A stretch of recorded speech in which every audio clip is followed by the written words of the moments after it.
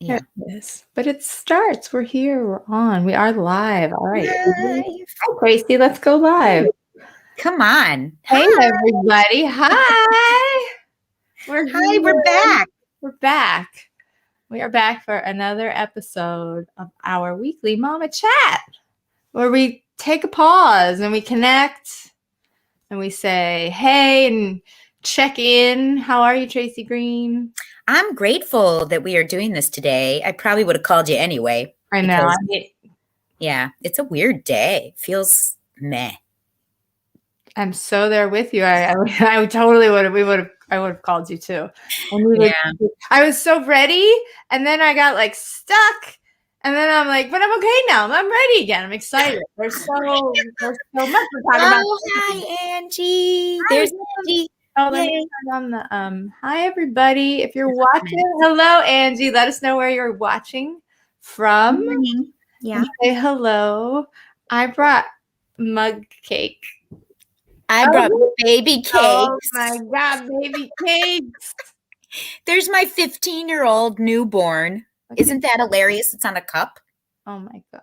Look at that, baby. I made this for my grandmother for a Mother's Day. And after she passed away, I took it back. Oh, but it says Great Nana Rose on it. That little baby. I still, I'll say this every time, but I can't believe that he's 15. And Luna, we're heading into like almost the 30-day countdown of her till 15. She's getting ready. Every day she's like, how many days till I'm 15? Not every day. She's not that obsessive. I'm more obsessive but she has asked and she's getting ready. It's such a like every year the number gets bigger, right?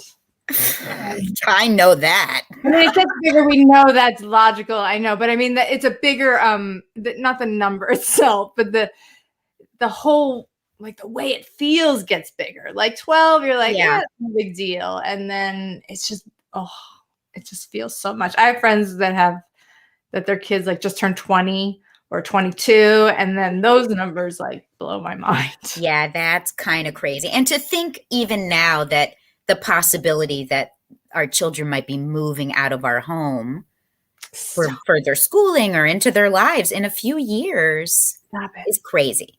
Okay, I will, because my Nevin, he's not leaving, I don't think. Maybe never. He's staying. Yeah, my Luna will be comfortable for a little while.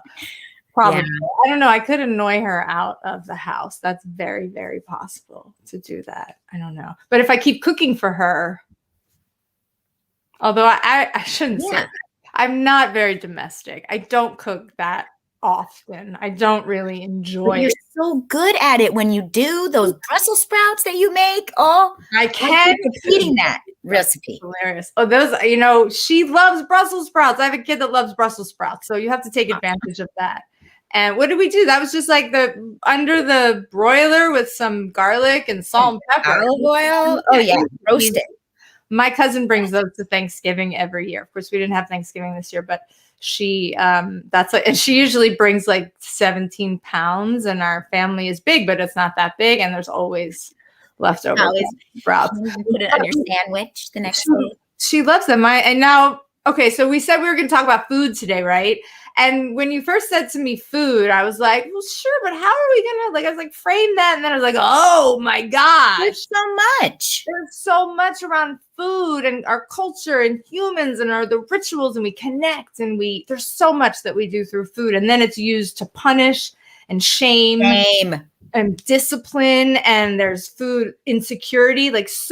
Food is a basic need, and yet so many people don't have enough of it. It's actually something that we make for the privilege. There's so much around it. We won't be able to cover all of that. But even just as parents, food, I remember our kids have flip-flopped. So my Luna ate everything as a child. She was like, you could just give her whatever, she would eat it. I can't even think of anything that she didn't eat. Mm-hmm. And Nevin was very particular. He had certain textures, wetness, all kinds of things. Oh, yeah. That's a big, lots of parents have kids with sensory, they don't like it, all that stuff. Yes.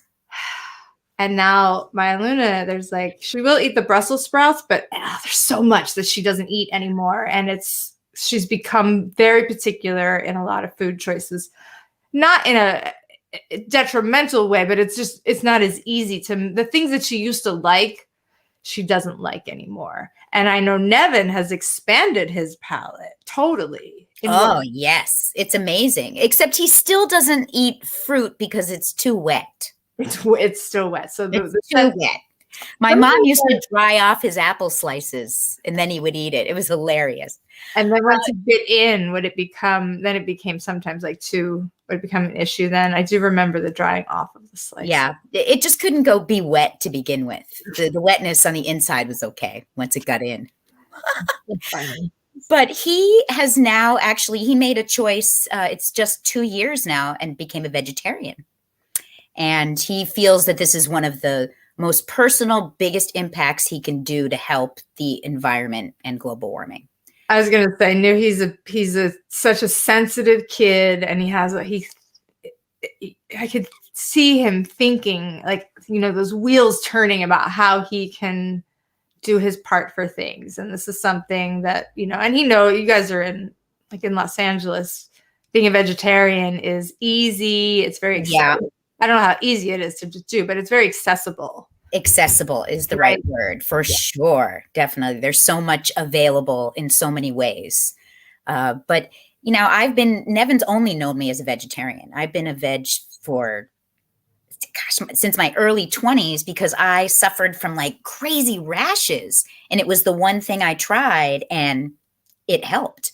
And I remember my parents going, "Oh yeah, we were waiting for you to tell us when you were going to become a vegetarian."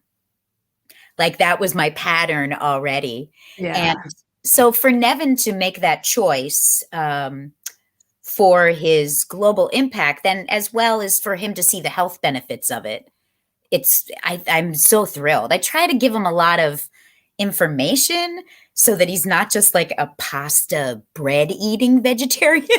Right. Because that could be super unhealthy, of course. Unhealthy and easy to do too. Very easy. Yeah. So and tasty. Yep. It's true. It's true. But he still has a major sweet tooth.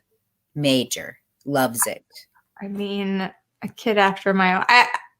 I do. It's a kid after my own heart. I have such a big sweet tooth. I don't know that like that. I didn't even realize that sweets weren't a part. Oh, hi. I'm like, what am I trying to say? Pie. Okay, this just arrived as a gift at our house. Look, it's bigger than my head. It's a very big pie. I wish I could enjoy that with you. What's inside under all that whippy, creamy stuff? It says French silk. French silk. Oh, there's chocolate in there. There's chocolate, whipped cream, and a little, yeah. At least it looks like it's homemade kind of thing, that it's not all full of preservatives and stuff. I'll probably have this much just to try, and then Nevin will eat the rest. Well, I made this with maple. This is my mug cake. Nevin will eat the rest. I would not let that happen. No. I would hoard some of that. I wouldn't. Yeah. I would freeze it. Yes, I'm going to freeze it.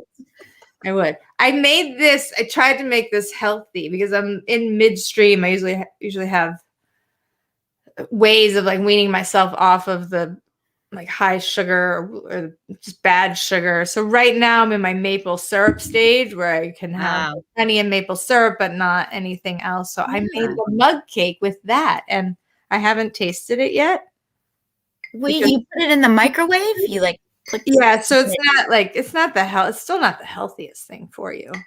And I might have overcooked this one because I usually only do it for like a little less than 90 seconds, but I turned around and it was like beep, and I was like, oh, I'm so interested in this. That seems easy and really accessible. It's very easy because I have a sweet tooth, but if I buy a whole cake, I'm going to eat the whole cake because I don't have a lot of self-control. I do when I'm off of that stuff, but that's what I was talking about. There's so much around food and the way we see it and the way we talk about it and what it means and family and how we talk about our kids. Like we have picky eaters and good eaters and, there's some families that are very insistent on like cleaning your plate before you get up from the dinner table. And then it becomes like a struggle back and forth, or meal times become a struggle. And if you guys are watching and you have struggles and this is resonating with you, share it. Let us know what's going on in your house, because I know that this is, especially when they're younger, it can be very stressful. Yeah. And it doesn't seem like there's an end. Like, will they ever know how to eat healthy or have enough nutrients? But I'll tell you, yes, I never thought that Nevin would eat food and be able to enjoy it and be able to pick and choose things and broaden his palate. And I'm so pleased where he's at. What do you think was a contributing factor to that? Because when he was little, I know that you had some struggles. Well, you didn't even struggle, but it was, you would think about it on your end. Well, maybe you struggled. Yes. I don't want to speak for you. But there was a lot of thought because he was so particular about what he would eat and that you wanted to make sure he got. So what do you think now contributed to his openness around food? Because I know, where it can become such a, I've had clients talk about like struggles and fights and then kids, it just like, it can really spiral if we zone in on food as a behavior, or something as a parent struggle that we kind of like focus on. So what do you think it was that gave him this openness now? I think that partly his maturity of being observant in the world and seeing what was around him and being offered, and the health benefits and the impact. So I think that had a lot to do with it. And then watching me through years of serious medical stuff. And I've always been a pretty healthy eater, but he's watched me change the pattern and seen me do experiments to see what was helping, what didn't. And I use food a lot as healing, and he knows that, and I talk about it a lot. So I think like those kind of influences, he's seeing it in action, the benefits of eating healthy and making these choices. And you let him make choices too. Yes. It wasn't always like, you would make sure that he got his nutrients in other ways if he refused to eat the broccoli, for example. It wasn't like you're going to sit there and eat the broccoli and you're not getting up. Like, I don't remember that ever happening at your house. Like, you're going to eat the broccoli, you're not going to get up kind of thing, which that's like the kind of stuff I grew up with. Me too. Eat those lima beans and you're going to have them for breakfast until you eat them kind of stuff. And I was like, oh, for, Christ's sake, people. Like, I don't like lima beans. I like lima beans now, but not because I was forced to eat them then. I just had a lot of taste change, like sour cream I didn't like, and I like that. There's all kinds of things I didn't like as a child, like now. But there was a lot of, but then there was also like, if I took too much butter, I was like blasted for, like shamed for, didn't put that much butter. And granted, this is probably like, a parent's financial stress, seeing like a tablespoon of butter go off, and butter was one of those more expensive items kind of things. And but still unwarranted, because I grew up in such a privileged sort of bubble at the same time. Like, there was like streams that were unnecessary. So there's a lot wrapped up, which is why I'm saying there's so much wrapped up in food for us, like the messages that we heard as kids. So you had a similar like clean your plate kind of thing? Oh yeah. My father used to put the timer on the oven after everybody would get up, and he would make me sit there. And I don't really remember what the punishment was if I didn't finish by the timer, but he used to make me shovel it in, and I would make gagging noises. You know what he would make me eat? Meatloaf. Oh, geez. Hello, vegetarian. So, no way. And but you're actually the person that made me relax about food and not feel shameful for eating it. Anything. I used to be a hider, like literally hide in the hallway. I think I found you. I think I found you like in the cabinet once with cookies or something. And I was like, what are you doing? Like, come out, eat. It was like, the Wizard of Oz, the Munchkins all come out from the, hiding behind eating, and we all dance and have cookies together. Oh, yeah. I would be berated for my weight if I gained weight. It was from my woman relatives. Yeah. And it's how they grew up. Right. Yeah. Shame. And to make that like the effect that it has on our psyche is, of course, it's like you've worked through it, right? We're not trying to blame anybody. We're not blaming our parents. We're not blaming our aunties who commented on the weight and all that.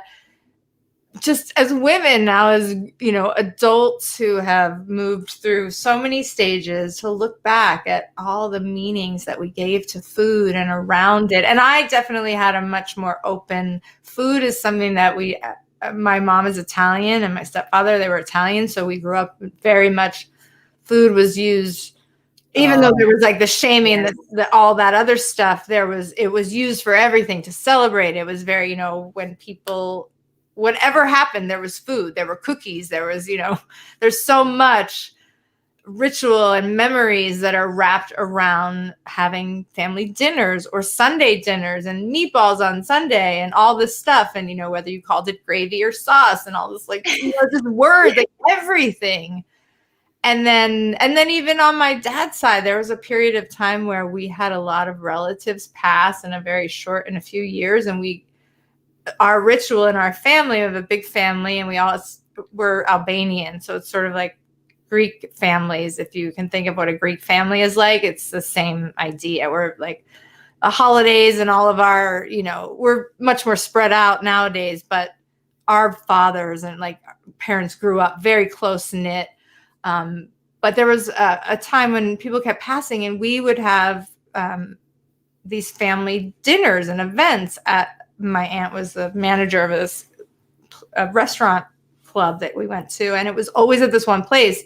And it happened so much that Maya Luna just thought that when people died, that was just a family dinner. Like, she didn't even associate like that it was something that isn't doesn't typically happen so often. She was just like, oh, are we going to have another family dinner kind of thing? I'm sorry, that was a very long-winded way to get to that story, but it was food and family dinners and all that is wrapped up also with a lot of love in our family.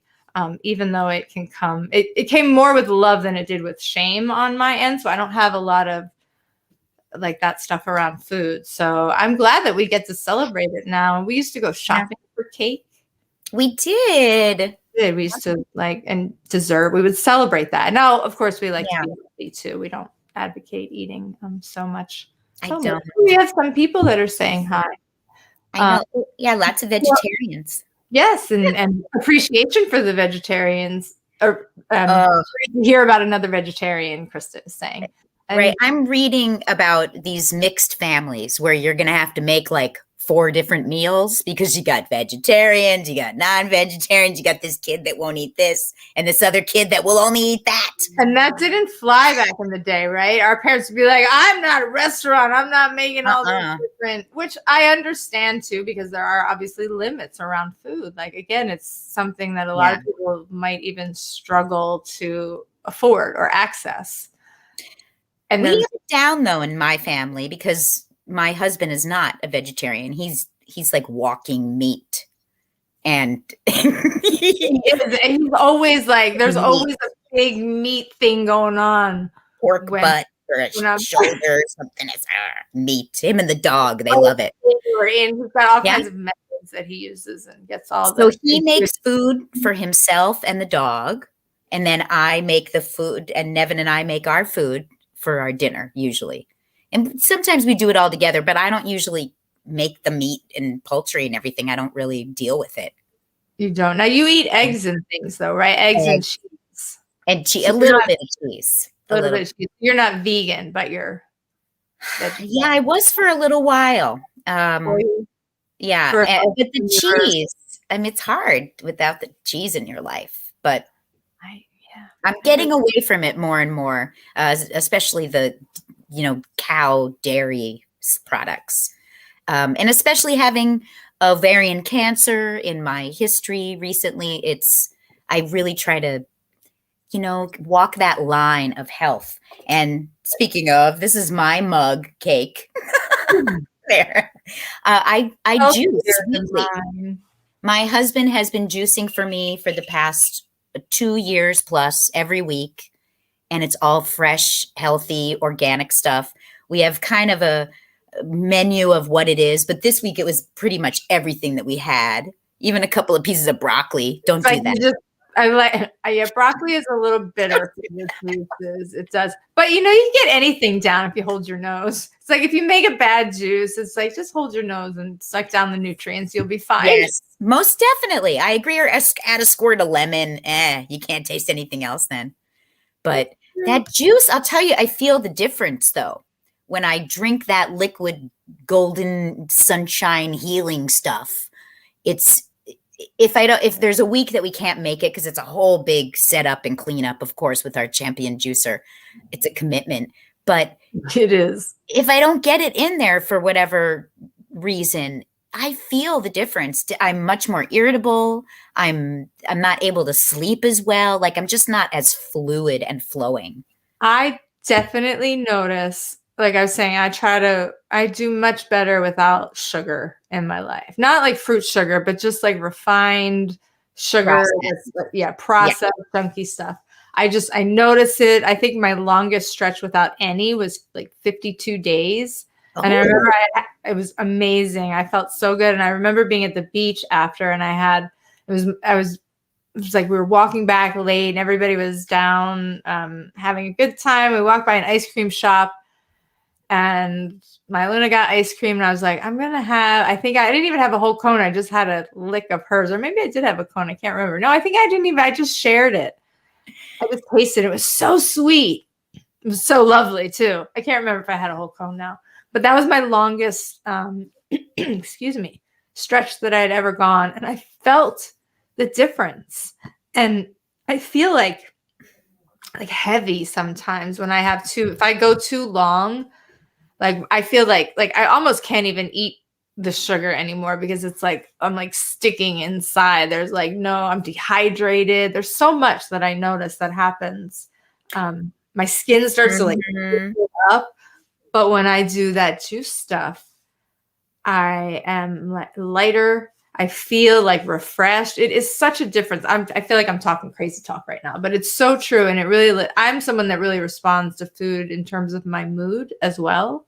Yeah. There's a lot of foods that make me anxious. There's so much that food, especially so if you guys have kids with behavior stuff that you're like, oh, they can't sit still, or they are very physical or aggressive, or their moods. Look into the food stuff. Look into what they're eating because it can so affect behavior on so many different levels. And it's not just sugar makes kids excited or makes kids it's not that. It's not that. No, not literal anything. Carbs could really affect someone. Everyone is such an individual. Their bodies are so different and they react so preservative. Yeah. Additives and preservatives are so many people can be sensitive to that. I speak as one of them. And my mom did this when I was a kid. She had me on, back in the day, it was the Feingold diet in the 70s. Yeah.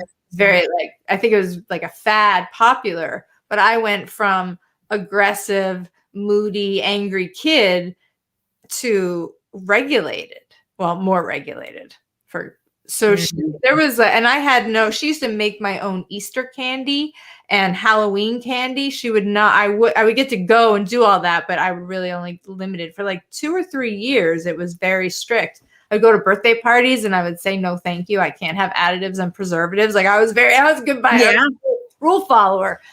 And now, and then I didn't for years and years and years. And now I notice the difference. So when I eat better, it's my mood changes. And I actually went off wheat at 38. Yes, that made a big difference for you every day. Chronic stomach aches, first of all my life. Nobody ever said, first of all, nobody talked about it, but nobody ever said, hey, you might have sensitivity or an allergy or whatever it might be to this food. So I just was eating, pasta and everything all the time and constantly with stomach issues.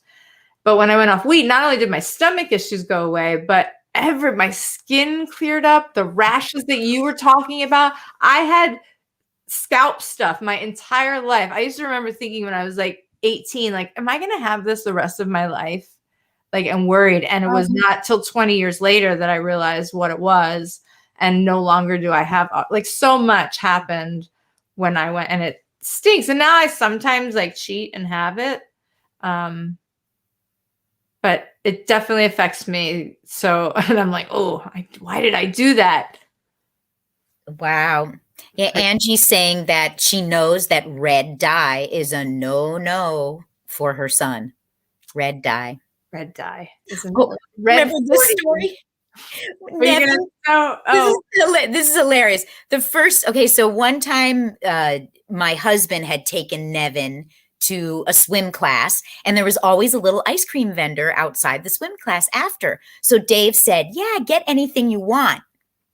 So Nevin picked like some blue popsicle, and he brings it home, and I hear him scream in the bathroom because pooed blue.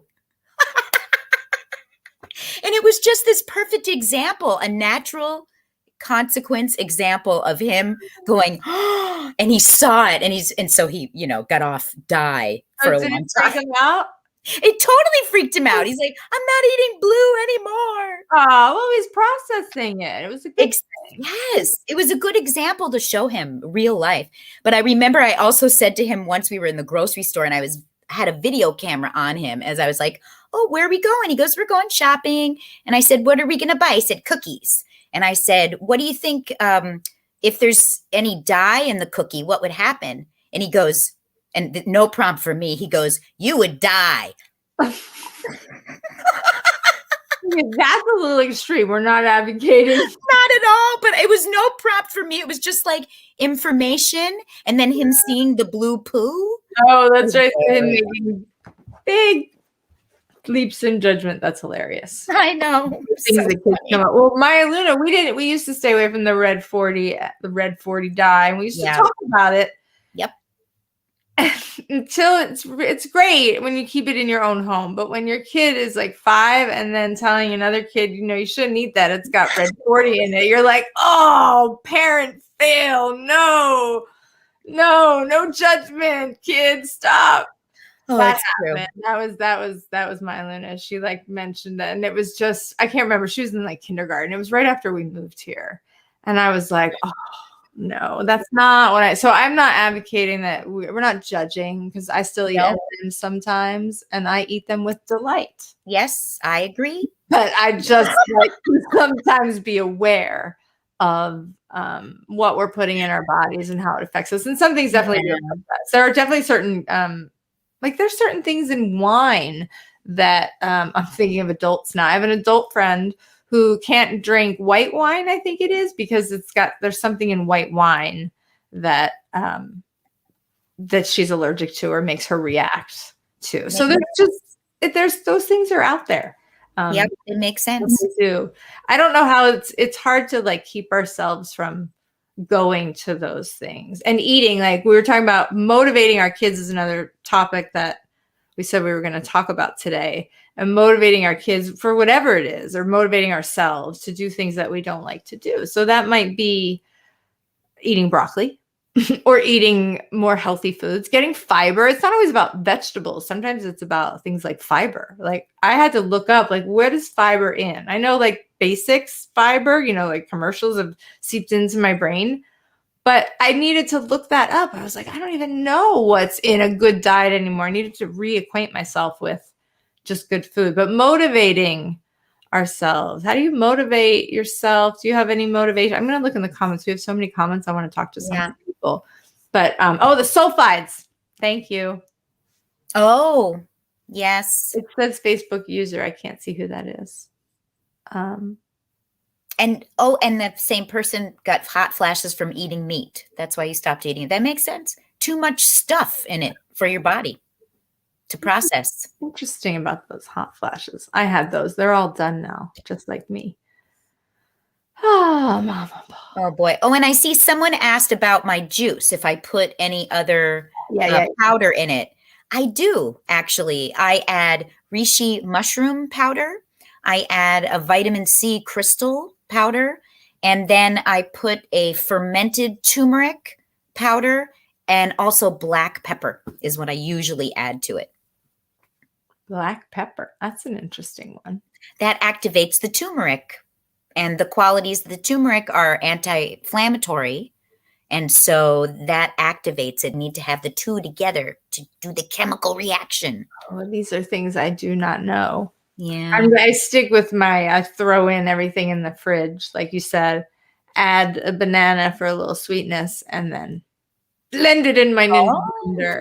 Go for an apple. I also have powders too. Go for what? An apple? Go for an apple instead of a banana.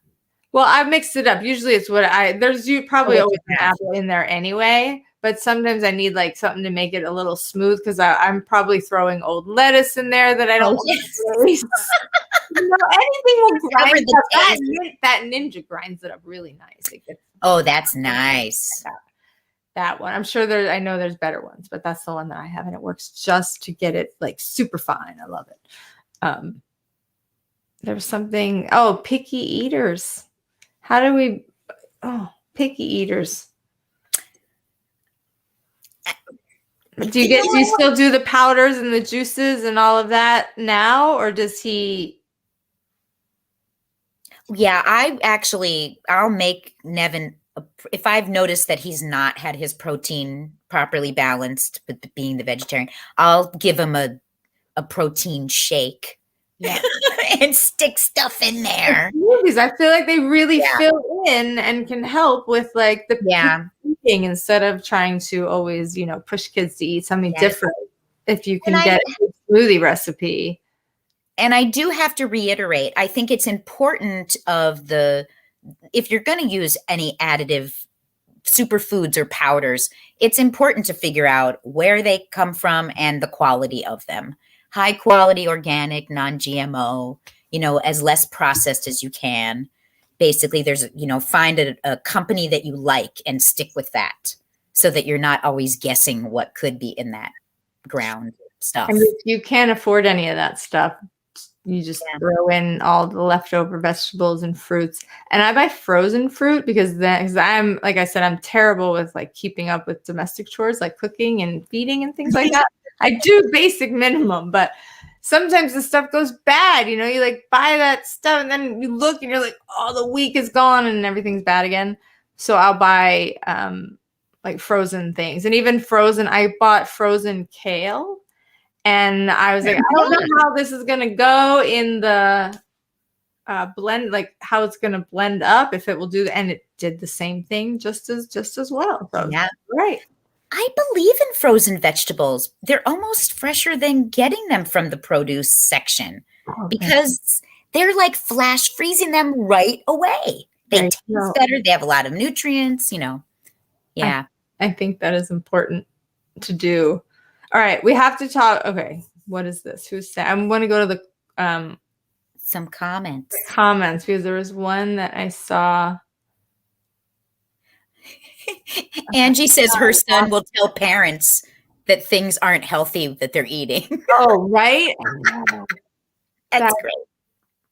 It's like, I feel, I mean, it's great that our kids are aware, but I don't want them to be, I don't want my kid to be out. I mean, she's not doing that now, but it was like that fine line when she was younger of, I don't want her like going out, like regulating what everybody else should be doing with their food because we didn't want to be, we don't even know what all about it. We just want to talk about what works for us and what helps us. Right. How do you do, like, if you say, okay, I'm not going to be eating this and it's in your house, but you got it for somebody. How do you do with that? Like, are you able to deal with it that it's sitting in your house? I mean, if we have to buy like a pie or something to take it somewhere, no. If I know it's not for me, I'm okay. I might drink. So I would just eat. What do I do? That was for you, though. I would just eat that. Like, there's no barriers. But if I knew I had to bring it somewhere, Like I bring my dad lemon meringue pies because he likes those. It's like a thing that he's just easy to please if you bring him a pie. He loves sweets too. It's like way too much. But if I buy him something and then have to know I'm delivering it, I won't want to. I can restrain myself. But if I know it's for myself. Yeah, like if it's just in your house. Yeah, it's not good. It's not good at all. Yeah, it's that accessible thing. Like you can't have it in front of your face. That's how I am. That's how Nevin is too. If it's in the house, he's always thinking of it. It's so hard, but these are also things I grew up with a candy drawer, essentially. Yeah. Like a free-for-all candy drawer. So I didn't grow up with a lot, and I probably am to the extreme, and then my kid will probably flip-flop and, go back to the other extreme or something when she's older. There were a lot of limits around that stuff. I don't think my Luna even had sugar until she was 2. Right.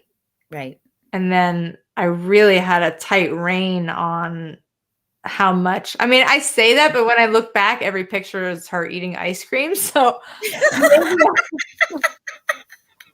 so I was obsessive in my mind. I don't know how active I was, although we didn't buy, like a lot of processed stuff. And she loved cooking. Right. Like her first words were, I want to watch cooking shows. So we didn't have to like put a lot of restrictions back then, but now I do. Now I have to figure out ways to motivate her. I just wanted to talk about that because I promised people we'd talk about motivating our kids. Yeah. But I have to find ways to motivate her to do things that she doesn't like not just eating, like food wise, but even like the rituals around food, like cleaning up. Yeah. Bringing dishes to the dishwasher and then actually washing them. Like rinse. You don't even really have to do anything. You kind of rinse them a little, and the dishwasher's pretty good. So do it around. But there's all of those tasks. So I have found, instead of me talking, because she's like, I know, Mom. And then we get in that like, and I know that it's just because I go in with something like, it's not that what I have to say isn't important, but there's better ways to interact with teenagers who are so focused on, it's like their development is so focused on, not being all warm and fuzzy and cuddly with us all the time. Like it's about separating. It's about, focusing on being independent, making their own choices, choosing when they bring things to the counter. But at the same time, we all live together.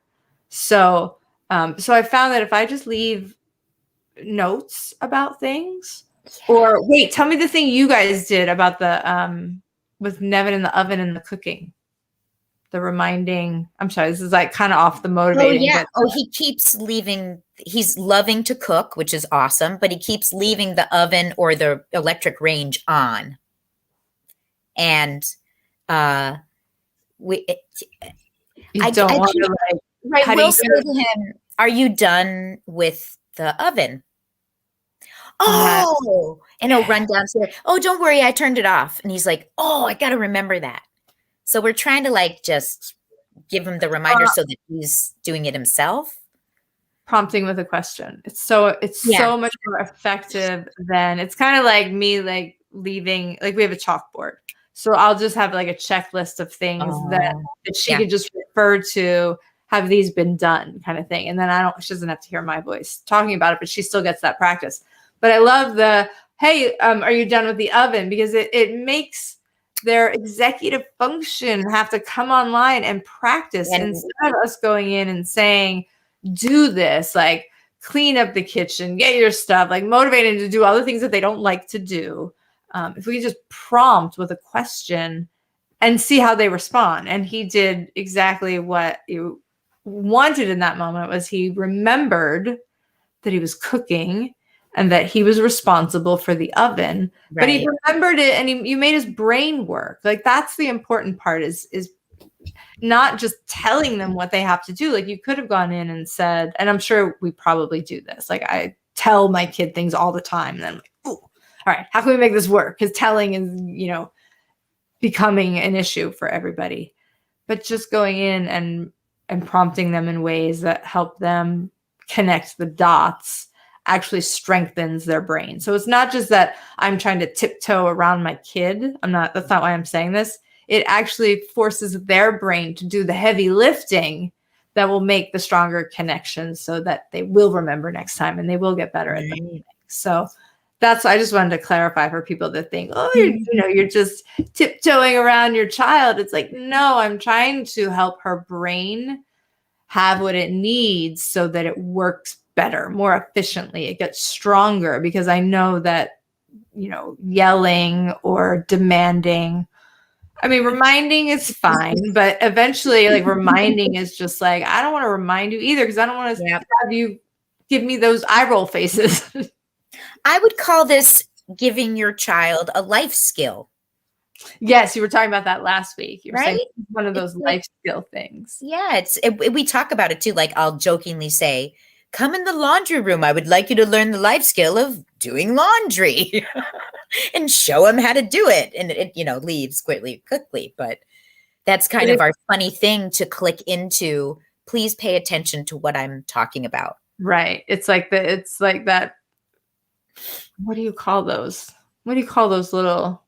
I have no words today. All the words are messed up. They're all floating out there, you guys. We'll come back next week. We'll have lots of good words. But today they're all leaving, and that's fine. I'll send you some juice. I'm going to have cake in a minute. We're going to... we could look. It's almost time to wrap this up. I will have a piece of cake. You wrap this up, Tracy. I have so many words. Oh, I just want to say, this Facebook user wrote, we call it motor memory, and I modeled it after my own life. And so she uses this in her own life to help remember things. But it's true. You totally are giving them a life skill. This is something that they can say, oh, yeah, I remember the first time my mom did that. I learned it. Now I never do that again. I always turn the oven off. And also, it's part of like his whole accomplishment around whatever he was cooking too. Like, it's sort of like this completion. It's not like some extraneous thing. It's part of the thing that he enjoyed. It's connected to the thing he enjoyed. It's not like you were just cooking and you were like, go do the dishes or go turn off the oven for me kind of thing. And motivation in general, it has to be wrapped up in something personal, whether it's I care for you or I care about this. Like, it should be like a hug. Motivation is like a hug. It is. And there's ways, or just even that practice with a hug. Like, sometimes it's about, I'm going to help you walk through these steps and it's no fun. You don't like to do it. And then leaving it at that. And then like waiting for the kid to be like, oh, fine. And then they make that next step, and then they make a next step, and we just prompt them through it. And sometimes it's just like prompting them with a question so that they remember. But motivation, I think that we wrap it up with like this idea that we have to push.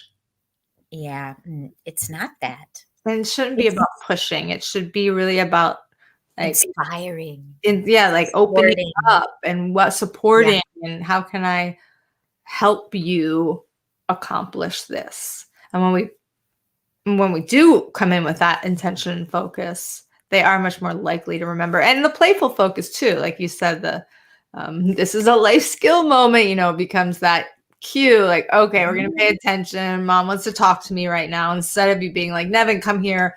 We need to do something. Exactly. Which, I know in the rush of life, we can get very focused and sort of short. I can be that way. I shouldn't say we. I can get focused on life and then short with my kid, and everything comes out like, gotta do this, this, and this. And then it's so fun. Like, who wants to live like that? Like, I just think we should enjoy each other. Like, we don't have to enjoy everything that we do. Like, I'm avoiding a lot of things, like my taxes. My accountant sometimes watches. She probably thinks I'm not hiring her anymore because I'm like, oh, I'm avoiding all these things. I know you haven't heard from me, but I am coming back. Because it's that time right now.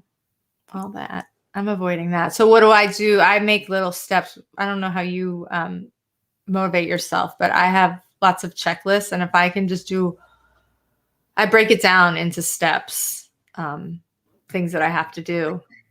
Because if I try to think about the whole thing, I get overwhelmed and then I start getting anxiety and then I shut down. And I was going to say, and then I eat cake. Right. There you go. Cake when I'm all tied in a little bow together. But I piece take by those piece. steps. Yeah. You know, it boils down to taking that moment, that pause to think and make a choice that you know is the best choice for you in those moments. A little self-care. Right? Yeah, self-care. A little self-care. Love yourself. A self-hug. Oh, what did you do? Show me the K-pop. This is the K-pop heart. Did we do it last time? Yeah, exactly. That's nice. Instead of doing this or, something like. We're sending you a little love. All right. We're going to come back. Oh, tomorrow, you guys. Oh, wait, let me put this up. I didn't put it up the whole time. Put your text number up in case anyone wants to text you. Text me, you guys. Where is it? Let's chat. Get in the community. There it is. It's me that you're texting. I can text you back, like me and you. I'm texting you directly. It's not like a whole, I mean, I can do group text too, but it's not like when we're interacting, it's you and I. So I'm just started the community. I'm not like bombarding anybody. I'm not going to like send you all kinds of sales emails or anything like that in your text. It's for support, for tips. And, yeah, you can do it. Recipes. Tracy, if you want recipes, let me know. I will text Tracy and ask her, and then I will post. I can give you my mug cake recipe. It's 3 tablespoons of it's 3 tablespoons of everything. Bad thing, but it's the coconut oil, maple syrup, almond milk, flour. Some people put chocolate chips in there, and I had some that are made with stevia, but I didn't feel like I needed it. And it's not. And really good chocolate. That is the key. You have to use really good chocolate. If you don't use really good chocolate, then it kind of just tastes meh. Right. Oh, and a little bit of is it chocolate? It's chocolate. It's a mess because the cup's so ugly. But it's chocolate cake. That sounds good. It's very good. All right. Enjoy that. It worked out. That's what it's for. Yay. All right, you guys. I'm a huge procrastinator. Someone said, be kind to yourself. Yes, be kind to yourself. You guys. Yeah. Thank you so much for joining us. We'll come back again. I don't know what is on your mind. Oh, I know what I wanted to say. Tomorrow, is today Tuesday? Yeah. Tomorrow at 4 p.m. is, if you're in my Conscious Parenting Academy, the free academy, tomorrow's our last monthly support group. Oh. So if you want to join, go to my website. If you're not in the Conscious Parenting Academy, then go to my website, click on courses, and you'll find it. It's free. All kinds of stuff for you to help you with sensitive kids, or if you have, you need help with anger, all kinds of things that are in there.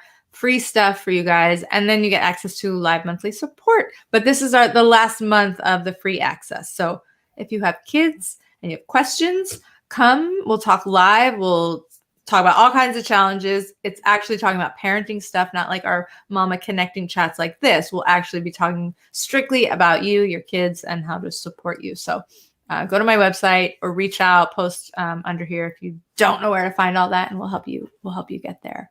But Tracy, we'll come back next week. Yeah, it'll be my birthday next week. It's March already. Oh my God. March 9th, 51. Woohoo! Go. All right. Well, then we're going to have a happy birthday celebration next time. Okay. All right, you guys. Thanks so much for joining us. We'll see you soon. Okay. Bye. Bye. Great week.